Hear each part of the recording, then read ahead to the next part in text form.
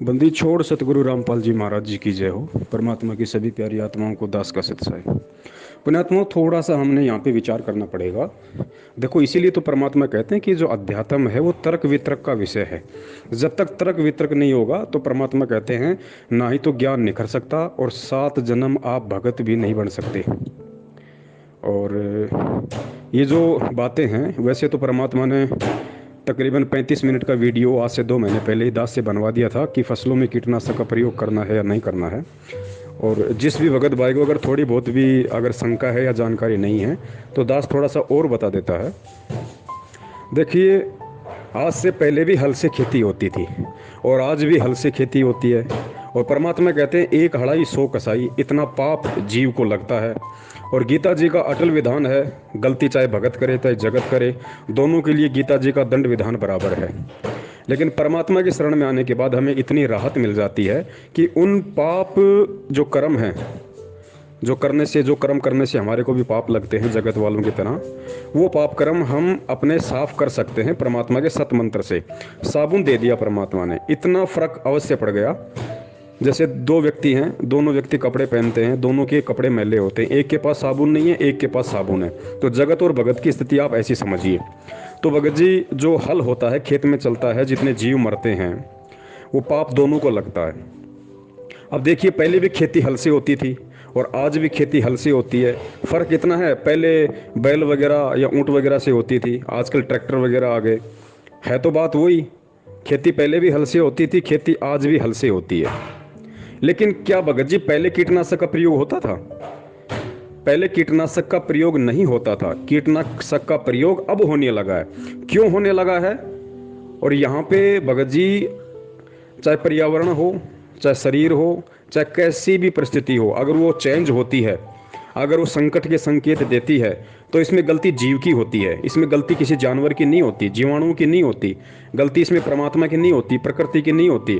प्रकृति को बिगाड़ने वालों की गलती होती है। बिगाड़ता कौन है? इंसान बिगाड़ता है।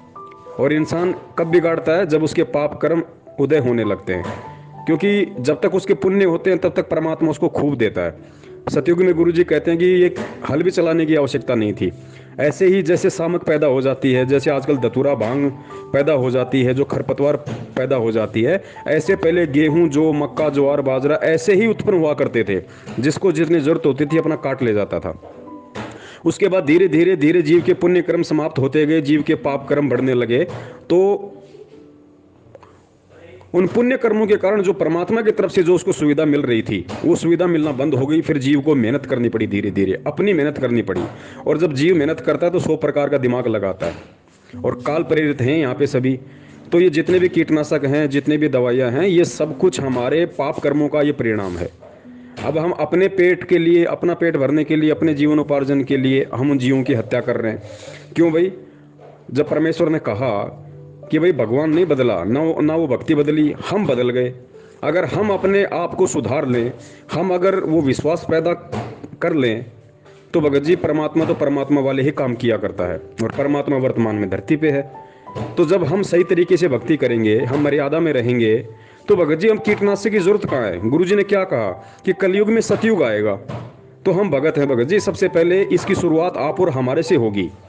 तो जब हम इन चीज़ों से दूर हटेंगे, और हम इन चीज़ों से दूर कब हटेंगे, इन चीज़ों से दूर हटने की प्रेरणा हमारे अंदर कब पैदा होगी? जब हमको ज्ञान समझ में आएगा, जब हम गुरु को परमात्मा मानेंगे, तो अब ऑटोमेटिक हमारे अंदर विश्वास उत्पन्न होगा। और जब विश्वास उत्पन्न होगा तो परमात्मा ने तो यहाँ तक कह दिया कि बेटा, अगर ऐसी कोई परिस्थिति आ गई तो शाम को जो बर्तन तेरा आटे से खाली हो गया था, सुबह परमात्मा उसको भर देगा। कहाँ हल चलाने की जरूरत, कहाँ कीटनाशक की जरूरत है? तो भगत जी, हमने इन बातों पे विचार करना पड़ेगा। इसमें उन जीवाणुओं की गलती नहीं है जो उन पेड़ पौधों को चट कर जाते हैं। इसमें गलती आप और हमारी है, क्योंकि हमारी भक्ति विधि सही नहीं थी, हमारे जो कर्म है वो सही नहीं थे, जिस कारण से हमारे पाप कर्मों के कारण ये सब कुछ परिस्थितियां पैदा हो रही हैं। अब परमात्मा ने हमें वो पुण्य बनाने का तरीका दे दिया। अब हम वो पुण्य उपार्जन करेंगे। पुण्य उपार्जन करेंगे तो हमारी भक्ति विधि के साथ साथ जो सांसारिक क्रियाएं वो भी ठीक होंगी, सुचारू होंगी। तो हमें कहाँ जीव हत्या करने की हमें जरूरत पड़ेगी भगत जी। तो इस प्रकार से परमात्मा धीरे धीरे धीरे धीरे वापस उसी स्थिति को ले आएंगे, क्योंकि कलयुग में सतयुग लाएंगे। कलयुग में सतयुग लाने का मतलब है कि सब कुछ वैसा ही होगा जैसा सतयुग में होता था भगत जी, सब कुछ वैसा का वैसा। ना कोई जीव हत्या होगी, ना कोई दुष्कर्मी होगा, ना कोई बलात्कारी होगा, ना कोई गंदी सोच वाला होगा, सब लोग स्वस्थ होंगे। तो इस तरीके से अब सवाल ये भी उठ सकता है कि भाई फिर तो अगर कोई भगत अगर बीमार हो गया, बुखार हो गया और कोई रोग हो गया, फिर तो उसको भी दवाई लेनी पड़ती, इंजेक्शन लगवाने पड़ते, और इंजेक्शन से फिर वो जीवाणु मरते शरीर में। भगत जी यहाँ पे बात हो रही है फसल की, इंसान में और फसल में अंतर है, क्योंकि इंसान का जीवित रहना ज़्यादा ज़रूरी है, फसल का जीवित रहना उतना ज़्यादा ज़रूरी नहीं है।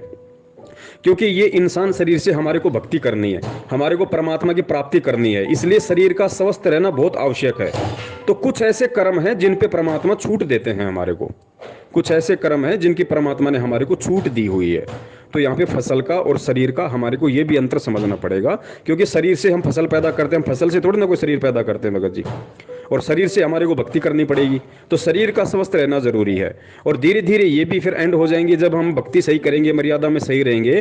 तो जिस प्रकार परमात्मा उन जीवाणुओं से हमारी फसल की रक्षा करेगा, ऐसे ही भगत जी कीटाणु से हमारे शरीर की भी रक्षा करेगा। लेकिन ये दोनों स्थितियां तब होंगी जब हम परमात्मा पे विश्वास करेंगे, जब हम सही भक्ति करेंगे, मान लीजिए प्रत्येक मर्यादा में चलेंगे, तब होगा ये। तो इसकी शुरुआत हमने करनी पड़ेगी। इसलिए भगत भाई आपस में ये डिस्कस कर रहे हैं कि भाई भगत होकर अब कीटनाशक की जरूरत नहीं होनी चाहिए, क्योंकि अब हमने कीटनाशक से ज्यादा परमात्मा पे विश्वास करना चाहिए। अभी एक सत्संग और आया था परमात्मा का, किसी पुण्यात्मा ने भेजा था, उसमें गुरुजी ने स्पष्ट कर दिया कि पुण्यात्माओं, आपको हर स्थिति में भगवान पे विश्वास करना पड़ेगा। कितना विश्वास करना पड़ेगा? अगर आपकी उंगली भी फूट गई ना, उंगली भी फूट गई, तो भी आपको परमात्मा के भरोसे रहना पड़ेगा कि परमात्मा ठीक करेगा। इतना विश्वास करना पड़ेगा। फिर गुरुदेव ने आगे बात को मोड़ दिया कि भले चाहे परमात्मा डॉक्टर को निमित्त बनाए फिर ठीक करने के लिए, लेकिन विश्वास आपने गुरु पे करना पड़ेगा, डॉक्टर पे और दवाई पे नहीं कि दवाई मेरा अंगूठा ठीक करेगी। आपको अपने गुरु पे विश्वास करना पड़ेगा। और जब विश्वास इतना हो जाएगा, फिर ना डॉक्टर निमित्त बनेगा, ना दवाई निमित्त बनेगी, फिर वो परमात्मा निमित्त बनेगा। कैसे? जिस प्रकार सिकंदर लोदी की कटी हुई उंगली को परमात्मा ने हाथ लगा के सीधा कर दिया। तो इतना विश्वास की जरूरत भगत जी इस भक्ति मार्ग में है। सत्साई जय बंदी छोड़ के। और पुण्यात्माओं, जब तक हम संसार से कुछ आशा रखते हैं कि ये मुझे ये लाभ दे देगा, वो मुझे ये सुख देगा, तब तक परमात्मा साथ नहीं देगा। आप तो सीधम सीधा भगवान से जुड़ोगे, चाहे आपका उंगली का चोट लग जा, नो यही अर्थ है भगवान आप पे करोगे। भले ही तो मीडिया उसका दवाई बने, डॉक्टर बने, लेकिन करेगा भगवान।